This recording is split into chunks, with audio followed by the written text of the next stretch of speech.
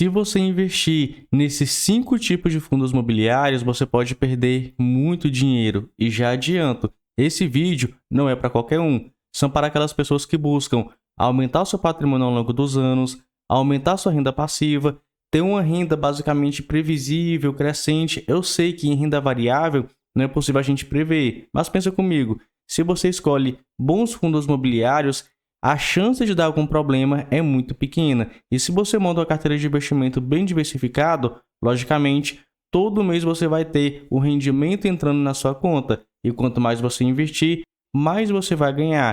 E o terceiro ponto, muito importante, você vai ter muita segurança para o longo prazo. Porque do que adianta você fazer investimentos aí durante 15, 20, 30 anos, chega no momento de usufruir e você não consegue porque simplesmente investiu errado lá atrás e perdeu muito patrimônio ao longo dos anos. E sabe de uma coisa? Não é todo mundo que vai te ensinar isso, porque esse tipo de conteúdo dá pouca visualização. Mas eu cansei de ver pessoas, amigos meus mesmo, trabalhando aí, acordando 5 da manhã, 6 da manhã, enfrentando ônibus, pegando 2 horas aí de trânsito, aguentando o chefe chato, justamente para ter uma renda para investir ele pelo menos R$100 por mês, 200, 300 reais por mês. Aí o que acontece? Investe errado, perde aquele dinheiro, perde todo o tempo de trabalho, perde essas horas que você fica para analisar fundos imobiliários. E para evitar isso, evitar estresse, dor de cabeça, se você evitar esses 5 tipos de fundos imobiliários, pode ter certeza,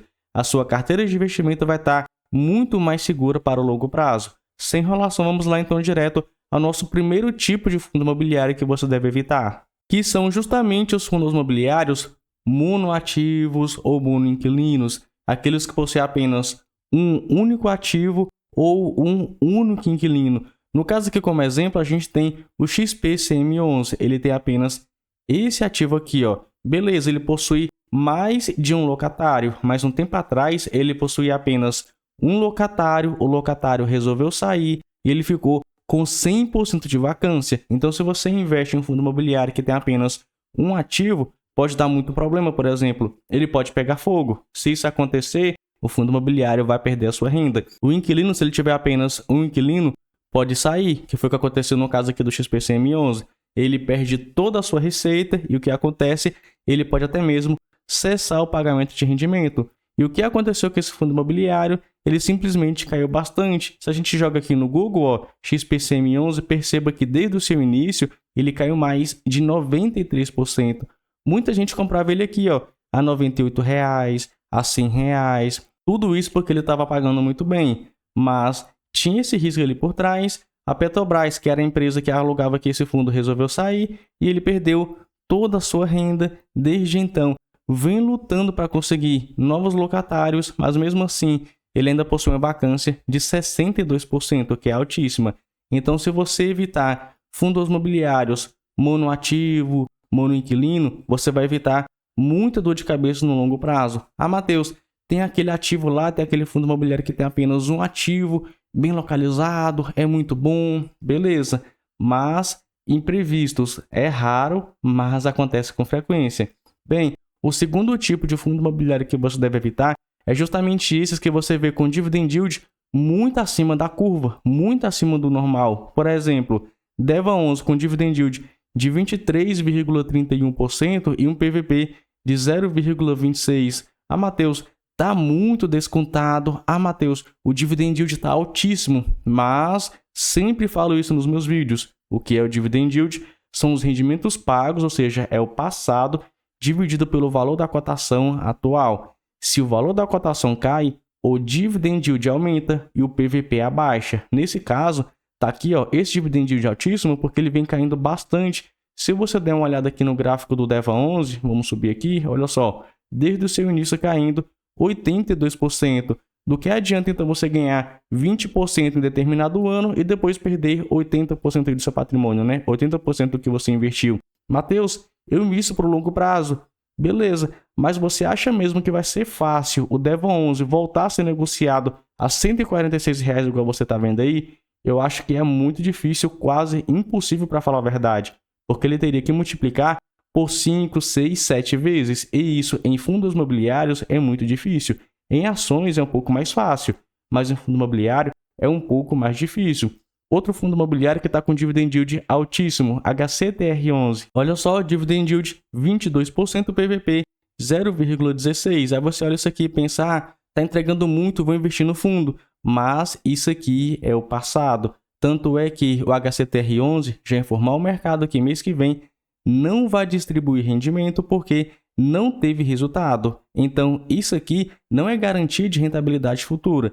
Se você investe em fundos imobiliários só olhando o dividend yield, pode ter certeza. No curto prazo, você pode até ganhar um dinheiro ou outro, mas no longo prazo, isso acaba sendo inviável. Pode ver aqui que o HCTR11, desde o seu início, ele vem caindo mais de 83%. E para você ter ideia, não é somente o fundo imobiliário ruim que vem caindo dessa forma. Geralmente, esses mais high yield, que entregam uma rentabilidade superior do que o mercado, eles geralmente, quando é para cair, cai muito mais do que o normal também. Por isso que hoje eu não tenho nenhum fundo imobiliário high yield na minha carteira que vem entregando aí uma rentabilidade de 20, 22, 23%. Eu acho que o RPR11 é um bom fundo imobiliário, é bem gerido, mas, olha só, ele vem caindo mais de 54%. Do que adianta você pegar uma rentabilidade de 23% e perder 50% aí do seu patrimônio investido no fundo imobiliário? Matheus, mas em 2 anos eu recupero o que eu investi. Beleza, mas será que nos próximos 12 meses o fundo imobiliário vai pagar 23% ou vai reduzir o seu rendimento? Porque a gente não sabe o futuro. Se a gente soubesse, logicamente, tinha muito mais gente milionária aí na Bolsa de Valores. Então, se você foca somente em dividend yield, você pode perder muito dinheiro. Meu conselho, que é o que eu falo para os meus amigos, isso aqui não é recomendação de investimento, mas o meu conselho, busque investir em fundos imobiliários que não tenham um dividend yield tão alto assim, porque quanto maior isso aqui, maior é o risco do fundo imobiliário. Hoje, com a taxa Selic em 12%, se você encontra aí fundos imobiliários pagando 12%, 13%, 14%, é tranquilo. Acima disso, eu já acho muito arriscado. Então, o dividend yield entre 8%, 12%, 13% tá de bom tamanho, ao menos para mim que sou muito conservador. Eu uso a velha técnica da cabeça no travesseiro. Se eu vou dormir tranquilo, quer dizer que os meus investimentos estão muito bem investidos. Eu sei o que eu estou fazendo e eu sei que são bons ativos. Mas agora, se você vai dormir preocupado com seus investimentos, pode ser que um ativo ou outro não esteja alinhado com o seu objetivo de longo prazo. Aí você tem que repensar. Vai vender aquele ativo, vai mantê-lo na carteira, vai aumentar a posição e aumentar o risco, aí vai da sua carteira de investimento e vai também da sua decisão. Mas eu acho uma boa você usar essa técnica da cabeça no travesseiro. Vá dormir tranquilo, escolhendo bons fundos imobiliários. O próximo tipo de fundo imobiliário que você deve evitar são fundos imobiliários muito alavancados, com muita dívida. Para exemplo, eu trouxe o XPPR11, é um fundo imobiliário de lajes corporativos que vem custando aproximadamente R$14. E aqui, outro aviso, tem muita gente que olha e fala, cara, aquele fundo imobiliário que custa R$9, R$10, R$13, vou investir porque a cota é baratinha. Cara, não é assim que a banda toca. Você tem que escolher bons fundos imobiliários de acordo com seus fundamentos, com seu portfólio. Aquele fundo imobiliário é bem gerido? Aquele fundo imobiliário possui um bom portfólio? Quantos ativos ele possui em carteira? Quantos devedores ele possui em carteira? Ou quantos inquilinos ele possui em carteira? Qual é o histórico dele no longo prazo? Possui muita vacância?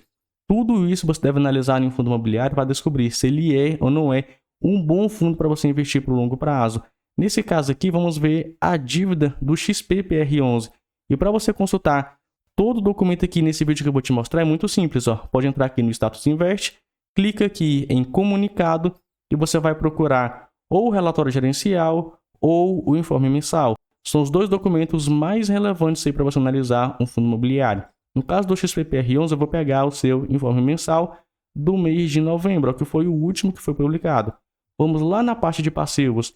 Geralmente eu olho 2 itens. Eu olho os 2 itens principais, que são, deixa eu marcar aqui para você, que são o item 18, quer dizer que ele emitiu CRIs, emitiu uma dívida, e o item 15, que pode ser que ele comprou imóveis e está pagando a prestação. Nesse caso aqui, ele não tem nenhum imóvel a prazo, tá tranquilo, comprou os imóveis e já pagou, mas ele emitiu CRIs e ainda deve mais de R$400 milhões. E como você sabe se aquela dívida é alta ou é baixa para o fundo imobiliário? Cara, muito simples. Você vai pegar esses dois e somar, nesse caso então daria R$424 milhões, vai subir o documento, vai procurar o item escrito ativo. Nesse caso está aqui, ó, ativo, cerca de 970 milhões de reais. Vai pegar aquele passivo, né, aquela dívida, dividir por esse ativo, multiplicar por 100 para achar um valor. Nesse caso, se você encontra o valor acima de 20%, aquele fundo imobiliário está muito endividado. Só que assim, você não vai investir naquele fundo imobiliário ou não investir naquele fundo imobiliário só focando em um mês ou dois. Você tem que olhar o histórico do fundo. Porque, por exemplo, TXF11 é um fundo imobiliário que geralmente tem uma dívida um pouco maior, mas o gestor sabe muito bem lidar com aquela dívida. Tem fundo imobiliário, por exemplo, que possui 40% de alavancagem, 50% de alavancagem, que é o caso aqui do XPPR11, né? Tem uma alavancagem entre 40% e 50%, só você fazer os cálculos aí. Pode ser também que em períodos isolados, aquele fundo imobiliário teve uma alavancagem maior, como foi, por exemplo, o caso dos fundos imobiliários de shopping na época da pandemia. Muitos deles fecharam e para eles aumentarem o seu portfólio, para eles crescerem, eles tiveram que emitir dívidas para comprar mais shoppings. Mas foi um período isolado, questão de 6 meses, questão de um ano e meio. Depois, eles estão voltando a se regularizar. Então, nesse caso, se você evitar investir em fundos imobiliários muito alavancados, com muita dívida, pode ter certeza, você vai ter muito menos dor de cabeça no longo prazo. Mas agora, o outro tipo de fundo imobiliário que você deve evitar, também estou usando o XPPR11 ainda como exemplo, são fundos com uma alta taxa de vacância. Nesse caso aqui, ó, a gente entrou no relatório do fundo, temos aí uma taxa de vacância de 36%. A gente viu também no caso do XPCM11 uma taxa de vacância superior a 60%, né? O que essa taxa de vacância alta fala para a gente? Se for um período isolado, um mês, 2, 3, beleza, não quer dizer muita coisa. Mas quando passa mais de um ano, ó, como é o caso do XPPR11, como é o caso do XPCM11, quer dizer que ou aquele imóvel ou aqueles imóveis não são bons ou não estão bem localizados. Então, você evitar esse tipo de fundo imobiliário com uma vacância física alta por muito tempo também vai evitar muita dor de cabeça no longo prazo, porque taxa de vacância significa o quê? Menos dinheiro entrando para o fundo imobiliário. Ele ainda tem as despesas de manutenção, as suas contas para pagar. Isso aqui acaba sendo uma despesa muito grande para o fundo imobiliário que diminui a sua renda. Então, evite também esse tipo aqui de fundo. E o último, mas não menos importante que você deve evitar é justamente fundos imobiliários com dividend yield igual a zero, como é o caso do TORD11, que já vem há mais de um ano sem distribuir rendimento. Isso aqui quebra o principal fundamento de fundos imobiliários, que é renda passiva mensal. Não precisa ser nem previsível.